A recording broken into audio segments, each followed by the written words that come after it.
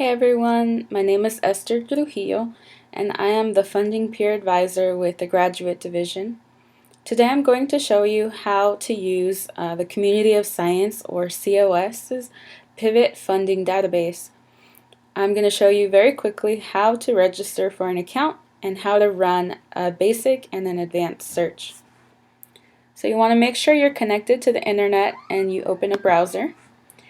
On your URL toolbar, you want to type in COS.com. This will take you to the Pivot website. Pivot is a database that's available through subscription. UCSB pays a subscription, and every member of the university who has a email address can access it.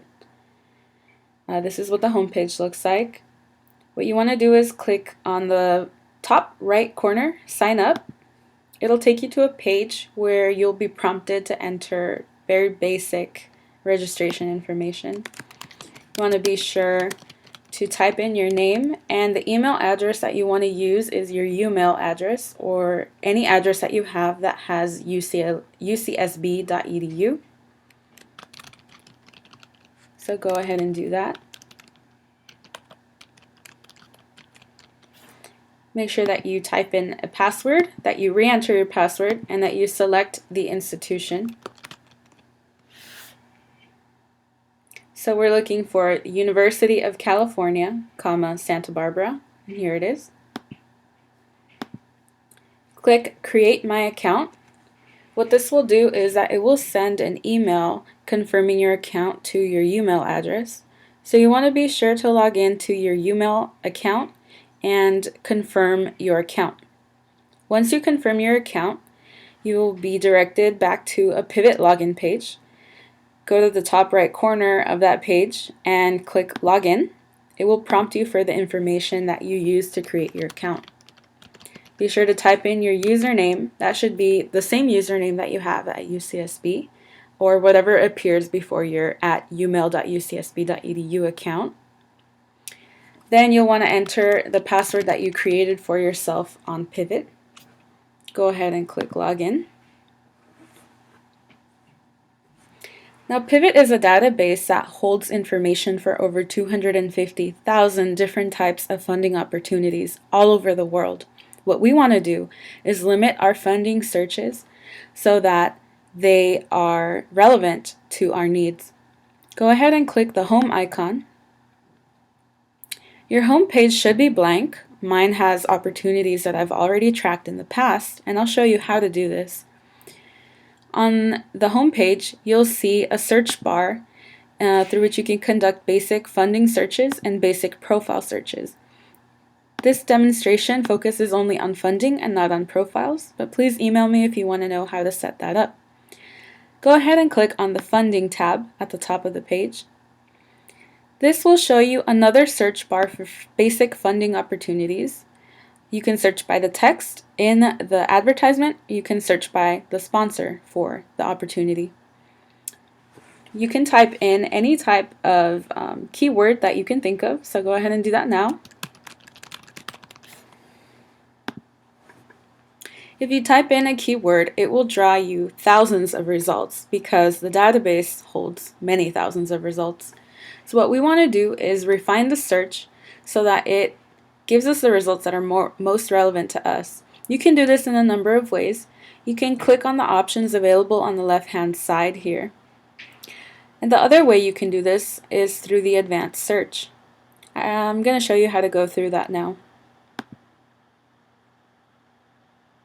Advanced search gives you a number of filtering options, and you can elect to use any of these, and you can also elect to not use them. At the top, you'll find a set of filters that allow you to find opportunities that match.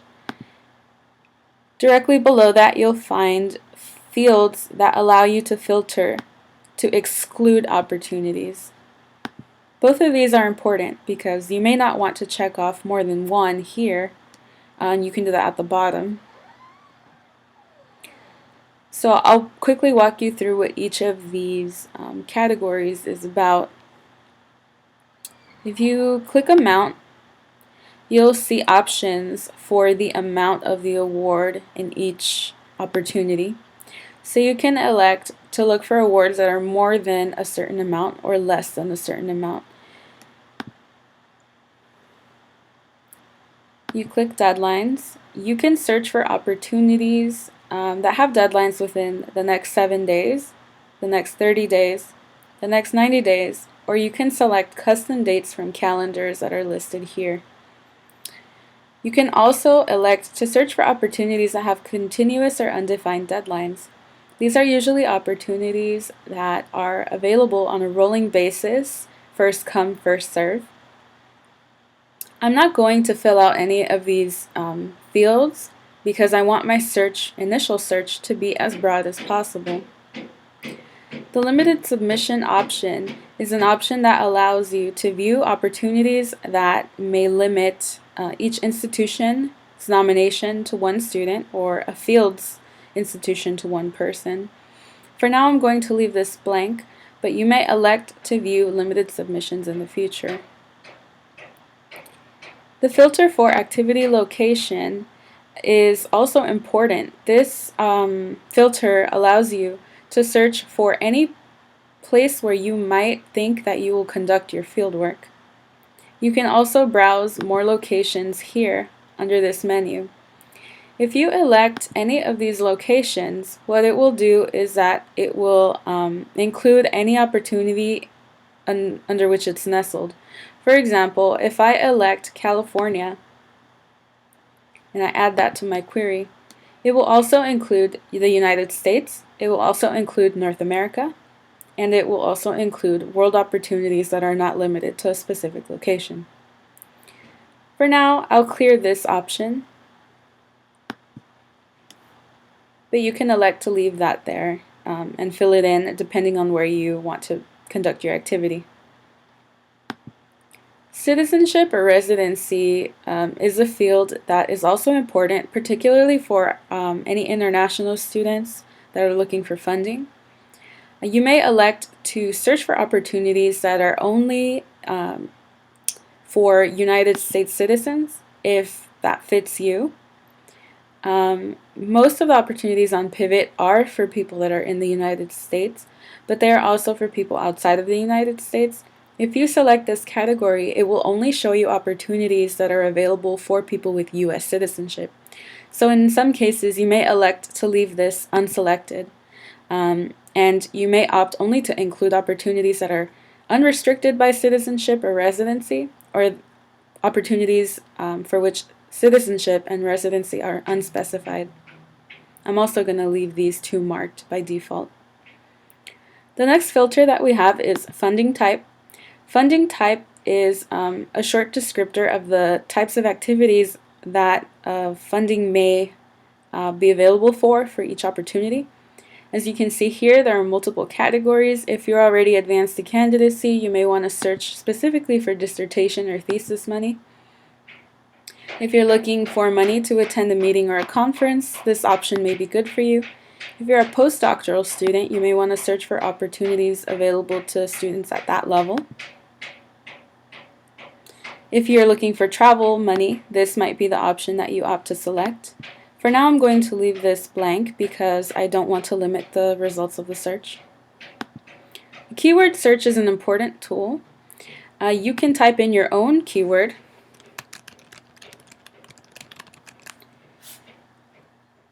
What this search tool will do is that it will show you any keywords that have already been used to tag opportunities out there, and you may select any of these. So you can enter a keyword and see if it pops up in the drop-down menu. Another option is that you may browse, and you can browse any of these folders to find a specific area. Please note that if you do select one of these categories, it will only search for the specific topic that you choose. So by selecting area studies, I stay broad, but if I select Asia and then under Asia select Eurasia, that will severely delimit the results of my search only to opportunities available for studies in or of Eurasia. So you want to be cautious about what you select here in these folders.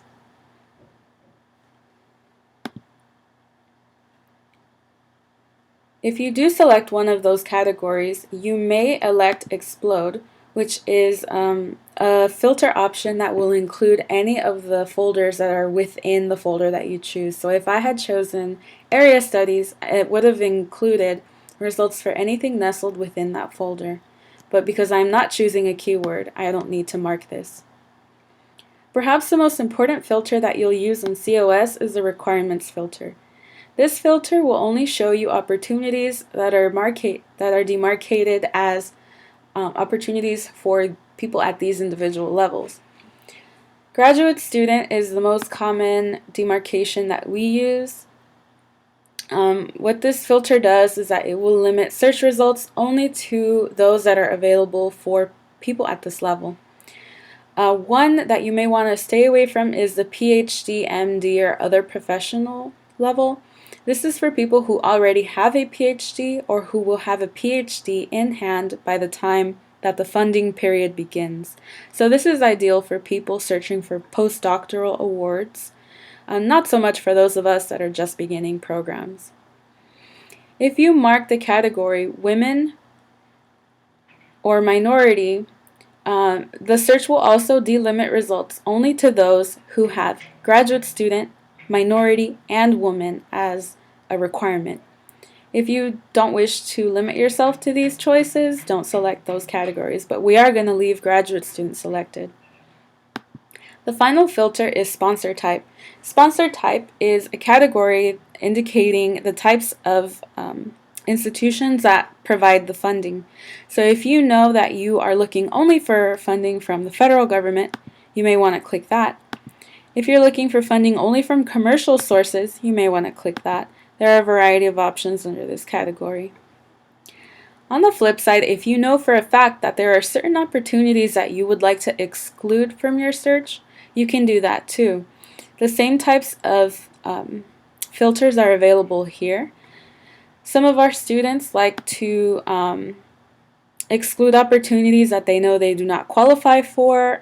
Some students elect to opt out from minority searches or women searches if they do not identify with those categories. Some students may also opt not to receive money from the federal government. I'm going to leave these blank for the first search just to show you. Now that I've elected all of my filters, I'm going to run a search. The search that I conducted yielded 1,075 results. This is quite a large number of results. So I may want to refine my search, or I may just want to see what there is here. So I'm going to show you what one of these listings looks like. Here we have listings. The name of the opportunity will be a hyperlink. Right beneath it, you'll see the name of the sponsor. On the right-hand side, you'll see a date for a deadline and an amount. Now, these listings are organized by relevance, not so much by their deadline date. If you click the magnifying glass next to the listing name, you'll see a quick abstract and eligibility overview for this opportunity. So let's say that the Semantic Research Labs Graduate Fellowship is applicable to my research. If I click on this search on this opportunity, what I'll see is a full listing of what the opportunity entails. At the very top, I'll see the opportunity ID that Pivot has assigned to this option, the tags that it has attached to it as type of funding. So this is a training, scholarship, or fellowship fund. This opportunity was last edited February 20th, 2013, so it's not as up to date as we would wish that it were. Here, Pivot has provided a direct link to the sponsor of this opportunity, and you can click that to view the sponsor's website with more details and history of the opportunity. Going back to the listing, Pivot has listed the sponsor, the award amount, and a short description of the award. It's listed the requirements, the citizenship or residency requirements, the activity location, an abstract of what the award entails and what the history of it is, and a short description of those who are eligible. Beneath that, you'll find a listing of keywords. These are the words that we can use on our advanced search to find funding opportunities. At the very bottom, you'll see the deadlines for this award. It seems like this award requires a sponsor deadline, and that deadline is January 2014. You'll find a variety of different types of deadlines. One may be a sponsorship deadline, one may be an application deadline, and one may be a letter of recommendation or a supplemental materials deadline. If we scroll back to the top of this listing, on the right-hand side, we'll see a variety of options for this specific listing. You can opt to track this listing. If you click track, what this will do is that it will add this listing to your homepage so that it's easily accessible to you anytime that you log back in to COS Pivot. Once the date of this deadline approaches, you can click Set to Active, and Pivot will send you emails reminding you that the deadline is coming up. If you click Share, you will be able to email this listing to your friend or to your colleagues.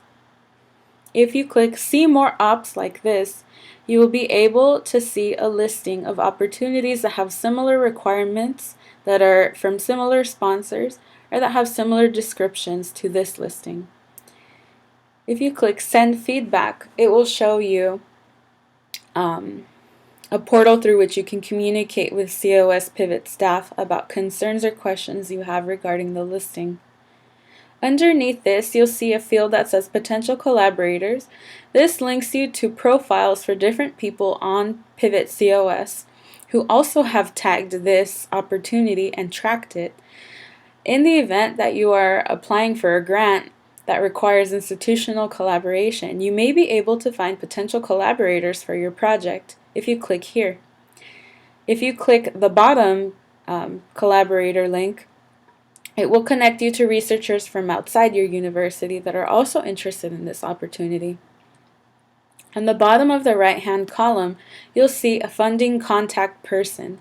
This area usually has the contact information for a specific person who has information regarding this specific listing. This listing seems to have an email address for someone who can answer questions regarding the listing. I'm going to go ahead and track it. It'll now take me, if I take you to my home page, it will show that I have tracked this opportunity, and now it appears on my home page under my tracked opportunities list. Every time that you run an advanced search, and I'll go back to my initial search, you can opt to save the search.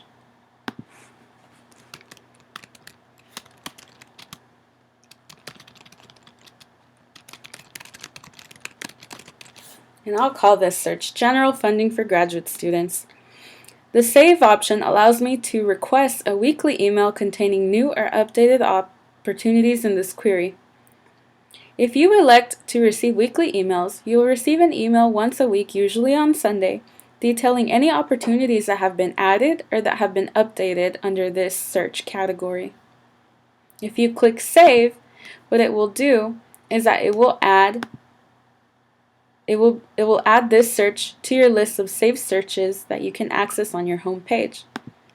Here are my saved searches. As you can see, some of these haven't yielded results in the last few weeks or months. So that's a basic overview of how search on Pivot works. I hope that this has been helpful, and please don't hesitate to email me if you have any questions. My email is fundingpeer at fundingpeer@graddiv.ucsb.edu. So please send me any questions, and thanks for watching the tutorial.